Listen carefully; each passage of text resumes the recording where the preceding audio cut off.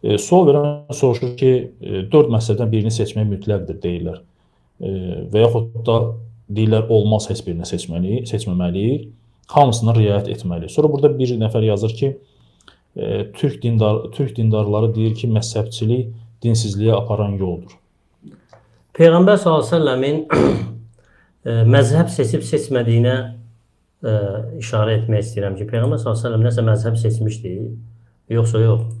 Hansısa təriqətin, hansısa şeyxin ardınca getməyi tövsiyə etmişdi, yoxsa yox. Peyğəmbər s.ə.v tövsiyə etmişdi ki, Allahın kitabından və Peyğəmbərinin yolundan tutunasınız. Bəli. Və səhabələrinin başa düşdüyü kimi bu dini başa düşəsiniz. İndi baxın, məzhəb alimləri, başımız üstə yeri var, alimlərimizdir. Ehtiramla yanaşırıq onların rəylərinə, çünki onlara çatan dəlillərə görə əməl ediblər. Kitablar tam, hədislər tam kitab alına salınıb formalaşmamışdı. Nə hədis çatmışdı, onunla əməl edirdilər və deyirdilər ki, hədis səhidsə məzhəbimizdir. Hamısı yekdilliklə bunu demişdilər. Onların özünün məzhəb seçib seçməməsinə özünüz bir baxın. Əbu Hanifə deyib ki, mənim məzhəbimi seçin, mənim yolumla gedin. İmam Şafii deyib ki, mənim yolumdur, Peyğəmbərin yolu yox. Bəli. İmam Əhməd, İmam Məlik deyib ki, mənim yolumdan tutunun, Peyğəmbərin yolundan tutunmayın. Xeyr, əksinə hamısı Peyğəmbər s.ə.v-in yoluna dəvət edib. Əbu Hanifə də, İmam Əhməd də, İmam Məlik də, İmam Şafii də, hamısı deyib ki, hədis sabitdirsə bizim məzhəbimizdir. Göstərin bizə səhih hədis, Şamdan olsun, İraqdan olsun. Əgər sabit olubsa biz də əməl edək. İmam Məlik corablarını məhz etmirdi. Sabit hədis gəlib ona çatandan sonra məhz etməyə əmr edir. Nə qədər çoxdur onlardan bu nəqillər. Hər bir kəsin sözü götürülüb atıla bilər. Ancaq bu qəbir sahibinin, Peyğəmbər s.ə.v-in sözünü ata bilməz heç kim. Kimə ona Quran və sünnə bəyan olandan sonra, haqq din bəyan olandan sonra başqasının sözünə götürmək halal olmaz və ya başqasının sözünə yönəlməsi caiz olmaz. Bu kimi nə qədər çox nəqillər var. Bəli. Ona görə də yol Allah dedi, Peyğəmbər s.ə.v dedi. Səhabə necə başa düşdü o cür. Hətta səhabələr özləri üçün məzhəb qoymuyor. Əbu Bakır özü üçün məzhəb qoyub. Ömər ibn Xattab, Osman ibn Affan, Əli ibn Əbi Talib. Hansı səhabə deyib ki, mən Hənəfiyəm, mən Şafiyəm, mən Həmbəliyəm? Heç biri. Və yaxud da onlardan hansı biri məhzəbə tabi olur? Heç biri, əlbəttə ki. Sadəcə məzhəb alimlərinin tələbələri onlardan sonra onların istifadə etdiyi məsələləri, fikri məsələləri, onlar üzərində əhkamları tərtib edib qurublar. Və bəzi hədisləri də, məsələn, görürsən ki, əksəriyyəti Sünən Əbu Davuda istifadə edir bütün məzhəblər. Nəyə görə? Sünən Əbu Davud fikri məsələlər üzərində tərtib olunub. Məsələn, baxsaq görərik ki, alimlər tərtib edəndə kitabları nəyə uyğun tərtib edirdilər məsələləri, fikri məsələləri.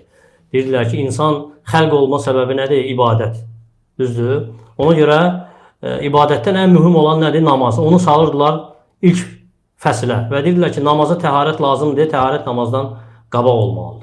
Və sonra deyirdilər ki, namazdan sonra İslamın digər əhkamları, daha doğrusu ərkanları, oruc, zəkat, oruc, həc, bunları tərtiblə zikr edib. Məsələn, İmam Əbu Davud öz kitabını bu cür tərtib edib. Və elə ki, ibadət fəsli qutardı. Dedi ki, əgər insanlar ibadət edəndilərsə, ibadət edənlərin mövcud olmasının əsas səbəbi nədir? Nikah, evlənmələri. Evlənmə kitabını ibadət kitabından sonra gətirirlər. Deyirlər ki, nikah varsa boşanmalar da olacaq. Ona görə talaq kitabını nikahdan sonra gətirirlər. Sonra ticarət kitabı, insan varsa onlar arasında ünsiyyət olacaq, müamilə olacaq. Ona görə ticarət kitabını zikr ediblər. Və deyiblər ki, ticarət sözsüz ki, orada qazanc var, orada uduzmaq var. Bu düşmənçilik də olacaq, ədavət olacaq. İnsanlar bir-biri ilə vuruşacaq. Ona görə cihad kitabını salıblar ora, o məsələləri. Və sonra digər məsələlər, hansı ki, fikri məsələlərdən kənar məsələlərdir, fəzilətlərdir və ya fikri məsələlərlə bağlıdır, miras məsələləri. Bu cür tərtib ediblər. Məzhəb alimləri də fikri məhkamları bu üslubda tərtib ediblər. Ona görə görürsən ki, əksər məzhəblərə təqlid edənlər fikri məsələlərdə götürürlər həmin məzhəb alimlərinin məzhəb alimlərinin rəyini.